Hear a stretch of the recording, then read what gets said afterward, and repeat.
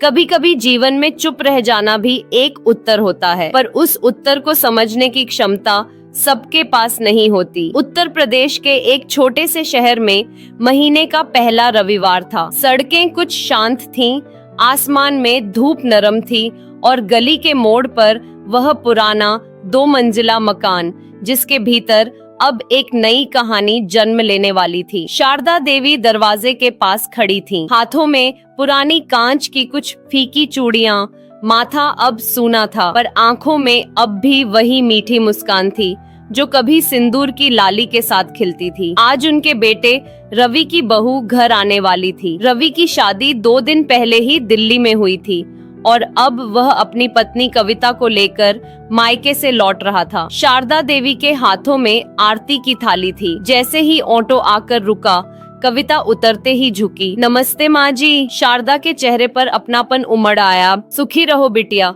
आओ घर में कदम रखो। कविता के पांव घर के आंगन में पड़े। गुड़िया जैसी सुंदर थी वो, गोरा चेहरा, चमकती आंखें और आत्मविश्वास से भरी चाल। घर के अंदर जाते ही शारदा ने कहा, थक गई होगी, पहले थोड़ा आराम कर लो, मैं खाना गर्म कर देती हूँ। कविता ने कहा, नहीं माँ जी, मैं कर लूंगी, आप बैठिए, आपने बहुत काम किया होगा। शारदा मुस्कुराई। बहू के मुंह से ऐसे शब्द सुनना आजकल कम ही मिलता है बिटिया। रवि ने कमरे में सामान रख दिया। थोड़ी देर बाद सबने साथ बैठकर खाना खाया। कविता ने रसोई में मदद की, पर हर काम में एक निपुणता झलक रही थी। रात को शारदा ने भगवान के आगे दीपक जलाया। हे ठाकुर, मेरी बहू घर की लक्ष्मी बनकर रहे। वह जानती नहीं थी कि लक्ष्मी जब घर आती है तो उसके साथ थोड़ी अहंकार की छाया भी आती है, जो धीरे धीरे हर रिश्ते पर अपनी परत छोड़ जाती है।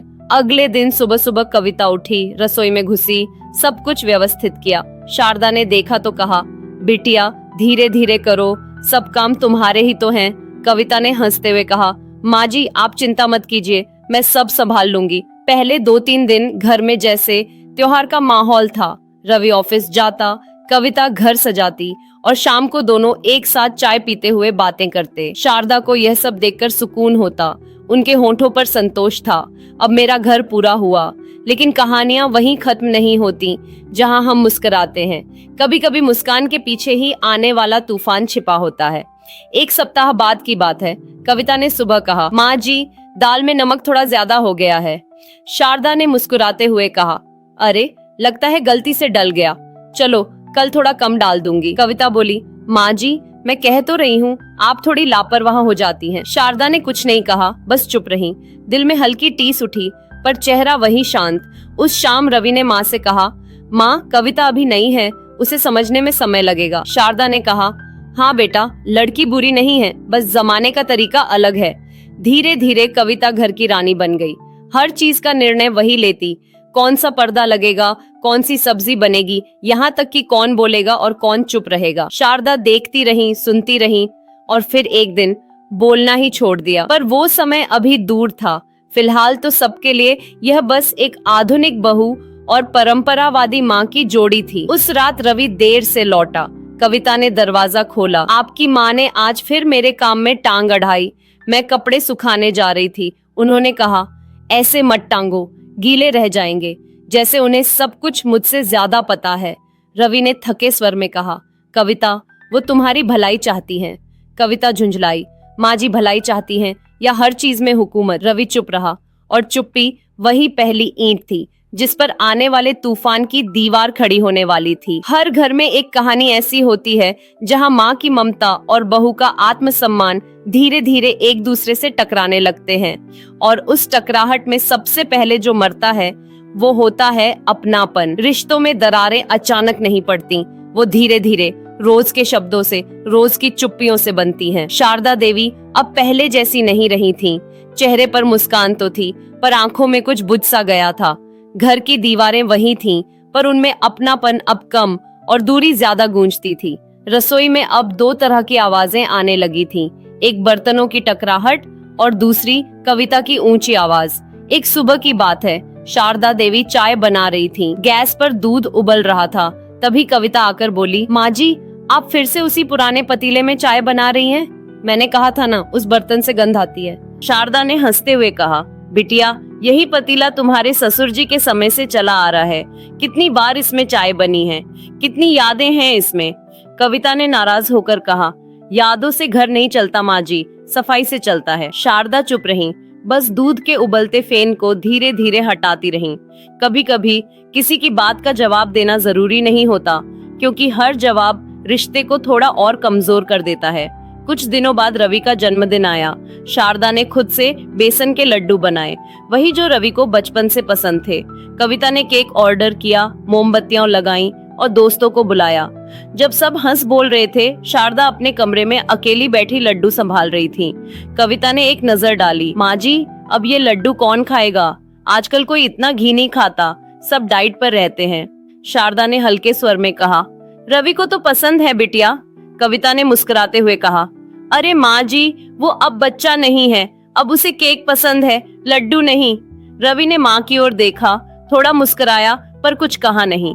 रात को जब सब मेहमान चले गए, शारदा ने धीरे से रवि के कमरे का दरवाजा खटखटाया। बेटा ये लड्डू रख लो, तुम्हारे लिए बनाए थे। रवि ने बिना उनकी तरफ देखे कहा, माँ अभी बहुत केक खा लिया, कल खाऊंगा। शारदा मुस्कुराई, ठीक है बेटा, लेकिन उनके हाथ में रखा डिब्बा कांप गया।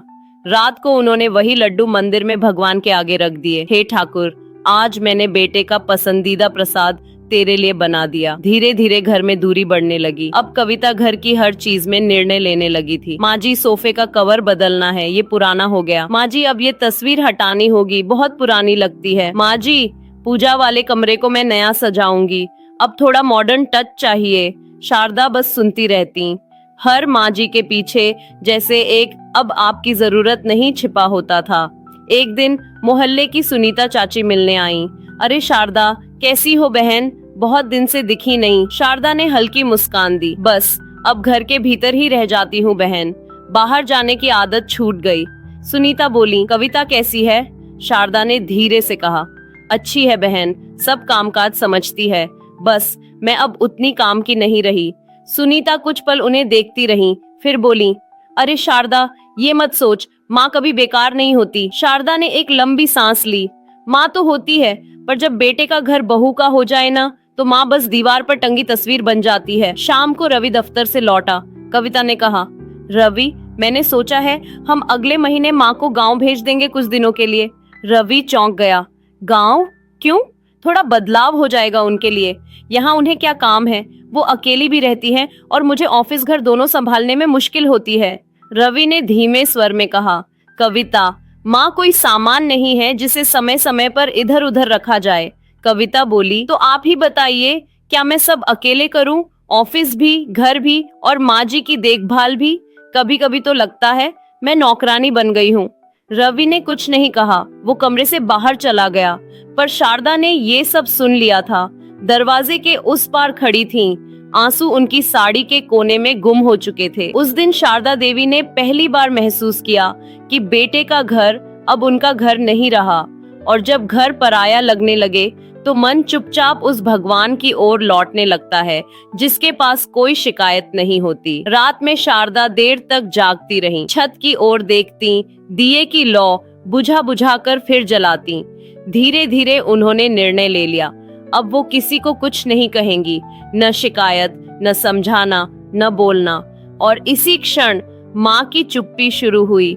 रिश्तों की सबसे गहरी चोट शब्दों से नहीं, चुप्पी से लगती है, क्योंकि चुप्पी में वो सब छिपा होता है जो कहा नहीं गया।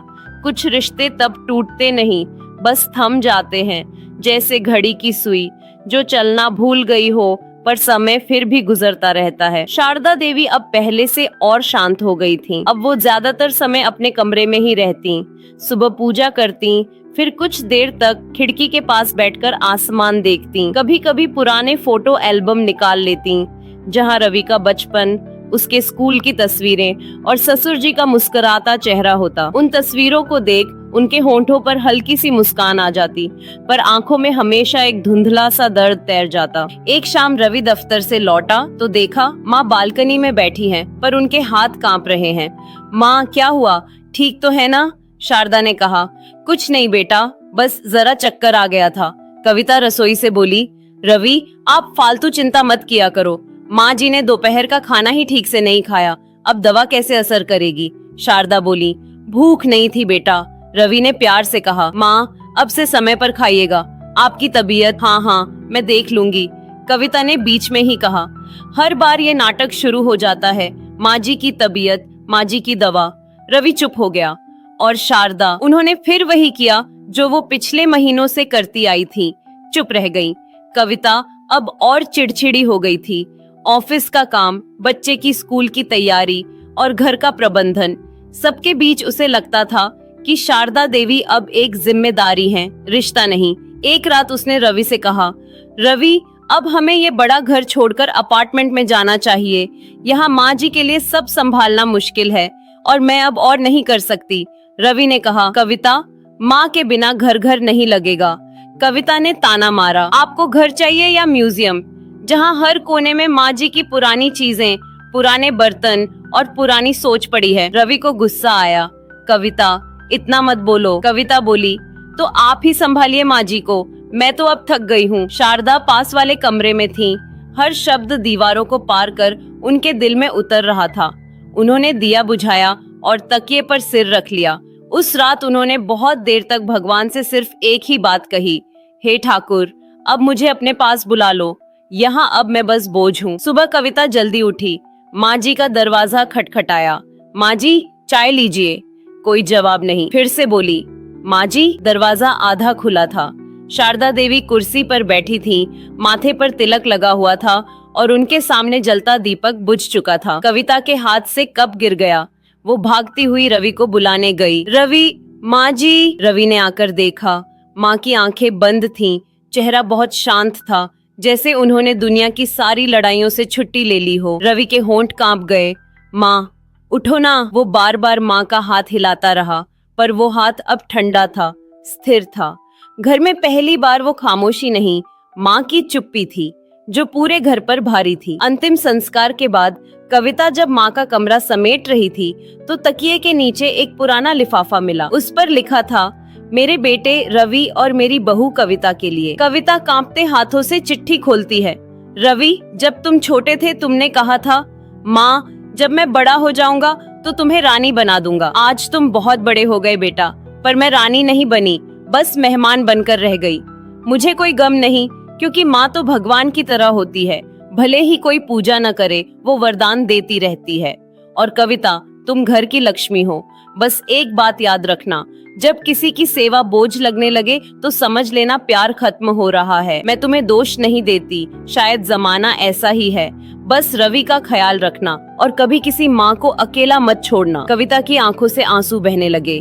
रवि ने चिट्ठी हाथ में लेकर माँ के कमरे की दीवार को देखा, जहाँ उनकी पुरानी तस्वीर मुस्कुरा रही थी। माँ सच में चली नहीं जाती, वो बस बोलना बंद कर देती हैं। उनकी चुप्पी में ही उनकी आखिरी सीख होती है। कविता उसी शाम मंदिर गई, वहीं बैठकर रो पड़ी। माँ जी, माफ कर दो, मैंने आपको समझा नहीं। मंदिर की घंटी बजी, जैसे किसी ने कहा हो। माँ की माफी मिल गई। कभी किसी माँ की चुप्पी को हल्का मत समझना, वो जितनी शांत दिखती है उतनी ही गहरी होती है उसकी तकलीफ। शारदा देवी के जाने को 3 महीने बीत चुके थे। घर वैसा ही था, वही दीवारें, वही तस्वीरें, बस अब उनकी आवाज नहीं थी जो हर सुबह पूजा के साथ गूंजती थी। कविता ने माँ का कमरा वैसे ही रखा था, न कोई सामान हटाया, न तस्वीर की धूल झाड़ी। हर सुबह जब वो रसोई में जाती तो कान अपने आप माँ की आवाज ढूंढने लगते, कविता बिटिया, चाय में थोड़ा अदरक डाल देना।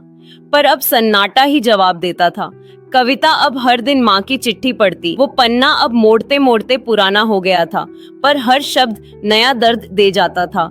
कई बार वो खुद से कहती, काश उस दिन मैं थोड़ा चुप रहती, काश एक बार माँ जी से प्यार से बात कर लेती। वो माँ के कमरे में दिया जलाती और कहती, माँ जी, अब घर वैसा नहीं लगता, आपके बिना ये दीवारें भी मुझसे सवाल करती हैं। रवि बस चुप रहता। वो हर रात माँ की तस्वीर के सामने बैठता, कभी कुछ कहे बिना उठ जाता। कविता देखती, पर उसके पास अब कोई शब्द नहीं थे जो उस खामोशी को भर पाते। एक रात कविता ने सपना देखा। शारदा देवी सफेद साड़ी में खड़ी थी, मुस्कुरा रही थी। बोली, कविता, अब दुहक छोड़ दो, तुमने जो नहीं समझा उसे भगवान ने माफ कर दिया। अब इस घर में सिर्फ प्यार रखना। कविता ने उनके पांव छूने चाहे, पर वो मुस्कुराते हुए बोली, अब मैं चली वहाँ जहाँ कोई शिकायत नहीं होती। कविता की आंख खुली तो आंसू बह रहे थे। वो दौड़ी मंदिर गई और कहा, माँ जी, अब मैं आपकी तरह बनना चाहती हूँ, सबके लिए। माँ का जाना घर खाली नहीं करता, माँ की चुप्पी घर की हर दीवार में बस जाती है। जब भी हवा चलती है लगता है माँ फिर से रसोई में चाय बना रही हैं। तो दोस्तों, ये थी आज की कहानी। अगर आपको ये सफर अच्छा लगा हो तो कहानी की बागिया को जरूर सब्सक्राइब करें। अगली मुलाकात नई कहानी के साथ होगी, तब तक के लिए नमस्कार। क्योंकि कहानियों का सफर कभी खत्म नहीं होता और यही है कहानी की बगिया की पहचान।